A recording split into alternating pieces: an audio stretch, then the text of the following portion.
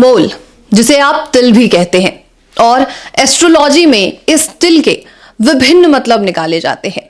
कुछ जगह पर तिल को शुभ माना जाता है और किसी शरीर के अंग पे अगर तिल है तो उसे अशुभ भी कहा जाता है। और इस तिल के चक्कर में कई लोग बड़े परेशान रहते हैं। कुछ लोगों के लिए एक खूबसूरती का सबब है, लेकिन यही तिल जब अधिक संख्या में हो जाए तो ये कहीं ना कहीं बदसूरती का भी एक निशानी बन जाती है। हम यूं भी कह सकते हैं कि आपके खिलते हुए चेहरे पर, आपके चांद से चेहरे पर ये एक धब्बा बनना शुरू हो जाता है और उसके बाद आप होम रेमेडीज अपनाते हैं, और वो होम रेमेडीज आपके लिए कितनी नुकसानदायक हो सकती है ये आप सभी जानते हैं। चलिए इसी पर चर्चा करते हैं कि क्या ये जो तिल है इन्हें हटाना जरूरी है, क्या इनका कोई साइड इफेक्ट आपके स्किन पर तो नहीं है, और ये होते क्यों हैं ये भी जानते हैं। और हमारे साथ अभी मौजूद होंगी dermatologist doctor Chanchal.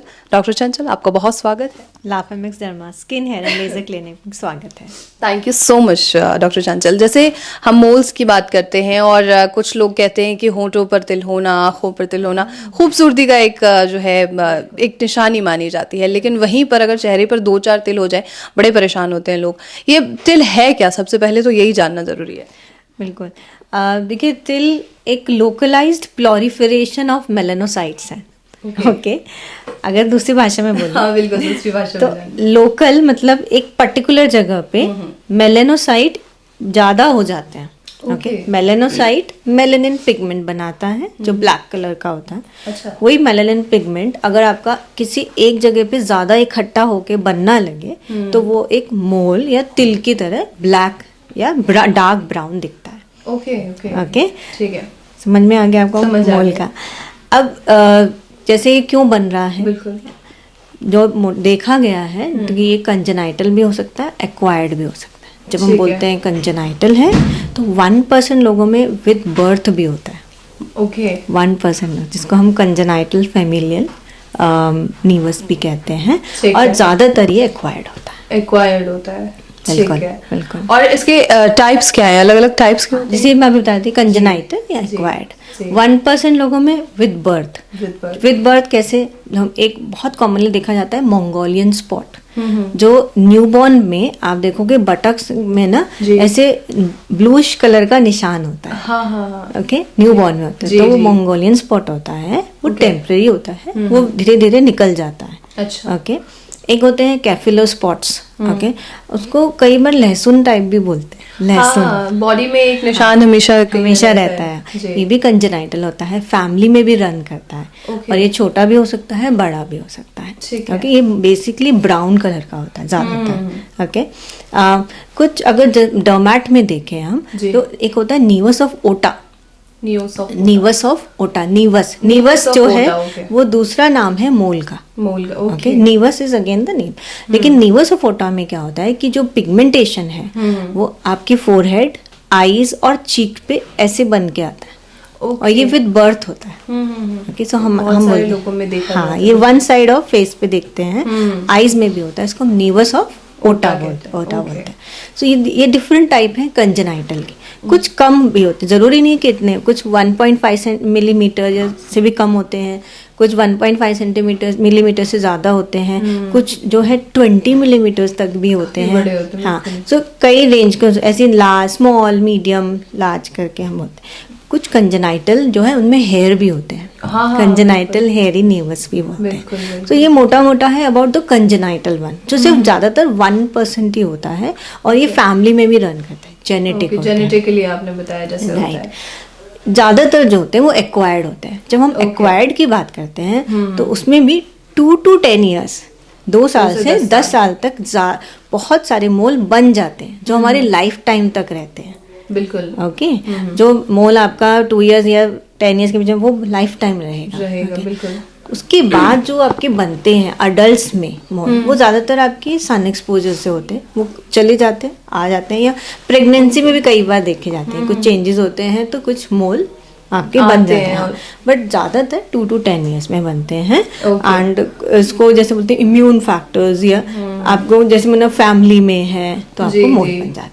So these are the main types है। एस्ट्रोलॉजी में अगर यहाँ तिल है इसका ये मतलब है, ये सारी चीजें कोई मतलब रखती हैं या इन सब का कोई फैक्टर नहीं है? नहीं, अगर आप इसमें विश्वास करते हैं तो मतलब रखती है, और अगर आपको एज अ ये आपके लिए ब्यूटी स्पॉट है तो वो आपका ब्यूटी स्पॉट है। और अगर पेशेंट मेरे पास आ रहा है कि ये मेरा ब्यूटी स्पॉट नहीं है, इसको हटा दो, तो वो ब्यूटी स्पॉट नहीं है। सो ये तो सब आपकी सोच के ऊपर है। बिल्कुल सही बात है।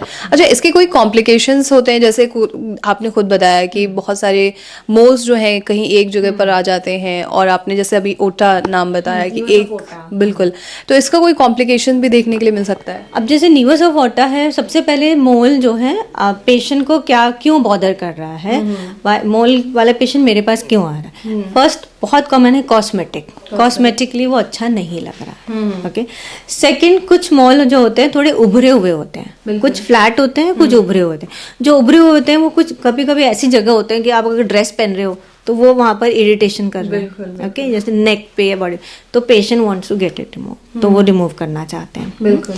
अगर आपके मोल ज्यादा बहुत बढ़ रहे हैं, एक टाइम पे ऐसा कि आपको लग रहा है यहाँ भी आ रहा है, यहाँ भी आ रहा है, तो आपको इट स्टार्ट बॉदरिंग, पहले 2 थे अब 4 हो गए फेस पे, तो फिर हम उसको रिमूव करते हैं। Patient is want to get it removed. Okay, लेकिन एक इम्पॉर्टेंट है, हम पेशेंट को बोलते हैं कि अगर आपके पास आपके मोल बढ़ रहे हैं, लेकिन जो एग्जिस्टिंग मोल है या लेटर लाइफ में कोई मोल, आप बॉर्डर चेंज हो रहा है, there something called ABCD, asymmetric border. Okay, उसका बॉर्डर जो है टेढ़ा मेढ़ा है। नॉर्मली मोल आप देखोगे शार्प होते हैं। ओके, देन बॉर्डर एसिमेट्रिक है, बॉर्डर भी है, लेकिन उसमें कलर चेंज हो रहा है कुछ। ओके, आपको या उसमें इचिंग हो रही है। ओके, सो अगर ये चेंजेस आपको उसमें दिख रहे हैं तो पेशेंट को ऑब्वियसली डर्मेटोलॉजी को दिखाना है कि ये साइज में इंक्रीज हो रहा है, डायमीटर भी उसका डायमीटर उसका चेंज हो रहा है। तो अगर इचिंग है मोल में, जो एग्जिस्टिंग मोल है उसमें साइज, कलर कुछ भी चेंज हो रहा है या ब्लीडिंग भी हो रही है, तो इट्स एन अलार्मिंग साइन। तो ये एक फिर मेडिकल, नॉट कॉस्मेटिक में नहीं है, ये मेडिकल है जिसमें आपको डॉक्टर को इमीडिएटली जाना है और उसको एग्जामिन कराना है।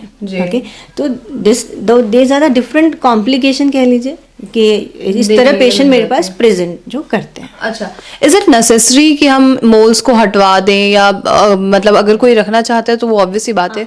अगर मोल ऐसे आपको ब्यूटी स्पॉट है तो वो दूसरी बात है, लेकिन कभी कभी मोल ना जैसे कई तरह के होते हैं। मैंने बोला कुछ फ्लैट होते हैं, ओके, जो डर्मो एपिडर्मल जंक्शन तक होते हैं हमारे, कुछ उभरे हुए होते हैं, नोड्यूलर होते हैं जो डर्मिस में होते हैं। ओके, कुछ कंपाउंड्स होते हैं, जो कंपाउंड में होते हैं वो ऊपर की तरफ भी होते हैं, नीचे तरफ भी उतने होते हैं। ओके, और अगर इस नीवस में आपको जो कंपाउंड वो साइज बढ़ रहा है तो वो definitely it's not a good sign. So we always tell the patient कि आप इसको रिमूव करा दें। ओके, ठीक है। So that is the reason की कॉम्प्लिकेशन या रीजन है कि पेशेंट उसको रिमूव कराते हैं। अच्छा, इसका कोई खासा प्रिवेंशन वगैरह लिया जाए? इसका ट्रीटमेंट क्या है? The treatment is removal. Okay, अगर साइज बढ़ रहा है, कलर चेंज है, इचिंग है, तो हम नॉर्मली एक्सिजनल बायोप्सी करते हैं। एक्सिजनल बायोप्सी मतलब उसको हम पूरा निकाल के उसकी बायोप्सी जो है लैब में भेज देते हैं कि इसमें कोई मेलेनोसाइटिक सेल्स तो नहीं है। ओके, एंड और या फिर उसको हम एज अ ट्रीटमेंट उसको पूरा निकाल देते हैं। फाइन, ये बेसिक इसका रिमूवल ही है। अगर रिकरेंस हो रहा है तो हम उसको वापस, जहाँ से रिकर हो रहा है सेल, उसको हम वापस से इलेक्ट्रोसर्जिकल ट्रीटमेंट करते हैं। नॉर्मली सर्जरी भी कर सकते हैं, जैसे मैंने बोला, या फिर इलेक्ट्रोसर्जिकल ट्रीटमेंट से उसको वापस से रिकरेंस को स्टॉप करते हैं। ओके, तो मतलब ये जो मोल है वो कोई गंभीर बीमारी के तौर पे नहीं उभर सकती? हाँ, ये गंभीर बीमारी की तरफ नहीं होती, लेकिन जो सिम्टम्स मैंने आपको बताया, अगर आपको बहुत सारे मोल्स हैं, यू नो, जब होता है एक एटिपिकल मल्टीपल मेलेनोसाइटिक नीवा है, उसमें चांसेस होते हैं कि कई बार वो मेलेनोमा में कन्वर्ट ना हो जाए, तो उसके लिए लैब इन्वेस्टिगेशन ज़रूरी है।